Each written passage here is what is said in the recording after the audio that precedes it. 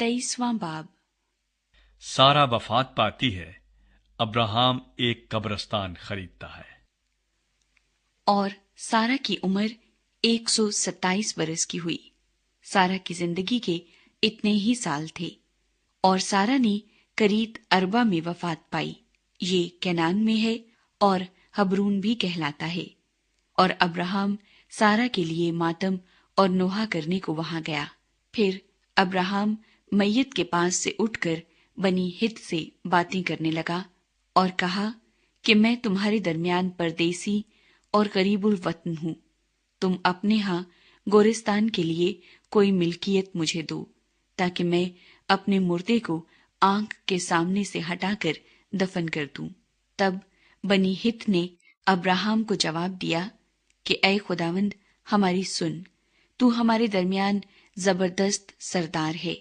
ہماری قبروں میں جو سب سے اچھی ہو اس میں تو اپنے مردے کو دفن کر۔ ہم میں ایسا کوئی نہیں جو تجھ سے اپنی قبر کا انکار کرے، تاکہ تو اپنا مردہ دفن نہ کر سکے۔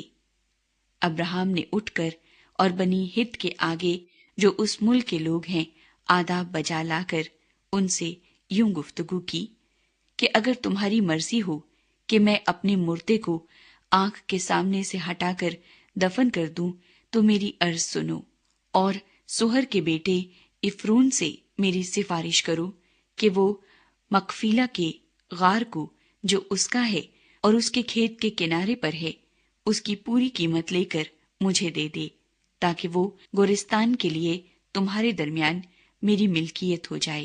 اور افرون بنی ہت کے درمیان بیٹھا تھا۔ تب افرون ہتی نے بنی ہت کے سامنے ان سب لوگوں کے روبرو جو اس کے شہر کے دروازے سے داخل ہوتے تھے ابراہم کو جواب دیا، اے میرے خداوند، یوں نہ ہوگا، بلکہ میری سن۔ میں یہ کھیت تجھے دیتا ہوں، اور وہ غار بھی جو اس میں ہے تجھے دیے دیتا ہوں۔ یہ میں اپنی قوم کے لوگوں کے سامنے تجھے دیتا ہوں، تو اپنے مردے کو دفن کر۔ تب ابراہم اس ملک کے لوگوں کے سامنے جھکا۔ پھر اس نے اس ملک کے لوگوں کے سنتے ہوئے افرون سے کہا کہ اگر تو دینا ہی چاہتا ہے تو میری سن، میں تجھے اس کھیت کا دام دوں گا، یہ تو مجھ سے لے لے، تو میں اپنے مردے کو وہاں دفن کروں گا۔ افرون نے ابراہم کو جواب دیا، اے میرے خداوند، میری بات سن۔ یہ زمین چاندی کی 400 مسکال کی ہے، سو میرے اور تیرے درمیان یہ ہے کیا؟ بس اپنا مردہ دفن کر۔ اور ابراہم نے افرون کی بات مان لی۔ سو ابراہم نے افرون کو اتنی ہی چاندی تول کر دی جتنے کا ذکر اس نے بنی ہت کے سامنے کیا تھا، یعنی چاندی کی 400 مسکال جو سوداگروں میں رائج تھی۔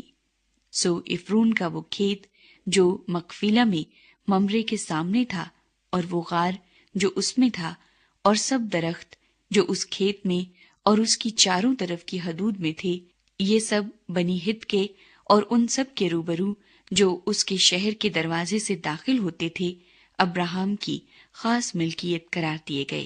اس کے بعد ابراہم نے اپنی بیوی سارا کو مقفیلہ کے کھیت کے غار میں جو ملک کنعان میں ممرے یعنی حبرون کے سامنے ہے دفن کیا۔ چنانچہ وہ کھیت اور وہ غار جو اس میں تھا بنی ہت کی طرف سے گورستان کے لیے ابراہم کی ملکیت قرار دیے گئے۔